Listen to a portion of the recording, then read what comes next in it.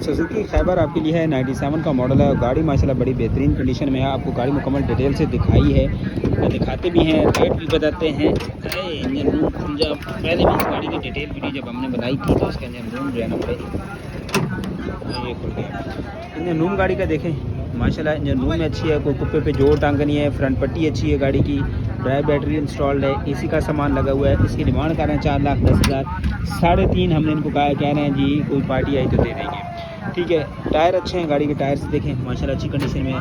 और इंटीरियर के लिहाज से गाड़ी बड़ी अच्छी है, साफ़ सुथरी है। ये देखें इंटीरियर में माशाल्लाह गाड़ी अच्छी है, कोई ऐसा काम नहीं है गाड़ी के अंदर। और कंपनी फिटेड जो है ना इसके अंदर CNG बिल्कुल नहीं लगा हुआ।